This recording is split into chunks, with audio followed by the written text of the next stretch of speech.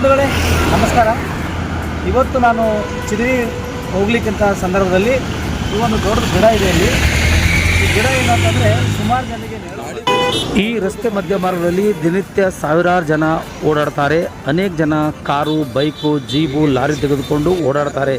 ಇದನ್ನು ಗಾಳಿ, ಧೂಳಿಗೆ ಅಥವಾ ಮಳೆಗೆ ಈ ಗಿಡ ಮುರಿದು ಬಿತ್ತು ಅಂದರೆ ಪ್ರಾಣಕ್ಕೆ ಹಾನಿಯಾಗ್ತದೆ.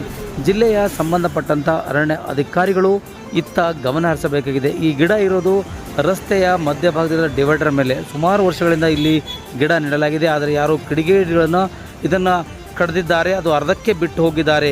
ಹೀಗಾಗಿ ಜಿಲ್ಲೆಯ ಅರಣ್ಯ ಅಧಿಕಾರಿಗಳಲ್ಲಿ ನಾರಂಜ್ ಎಕ್ಸ್ಪ್ರೆಸ್ ಒಂದು ಮನವಿ ಮಾಡ್ಕೊಳ್ತಾ ಇದೆ. ದಯವಿಟ್ಟು ಸಾರ್ವಜನಿಕರ ಜೀವ ಉಳಿಸಿ ಅನ್ನೋದು ಒಂದು ಮನವಿ ಕೂಡ ಮಾಡ್ತಾಯಿದೆ. ದಯವಿಟ್ಟು ಜಿಲ್ಲೆಯ ಅರಣ್ಯ ಅಧಿಕಾರಿಗಳು ಇದನ್ನು ಗಮನ ಹರಿಸಿ ಆ ಗಿಡಗಳನ್ನು ಅಲ್ಲಿಂದ ತೆರವು ಮಾಡ್ತಾರೆ ಎಂಬುದನ್ನು ಕಾದು ನೋಡಬೇಕಾಗಿದೆ. ನಾರಂಜ್ ಎಕ್ಸ್ಪ್ರೆಸ್ನೊಂದಿಗೆ MP ಮುದಾಳೆ, ಬೀದರ್.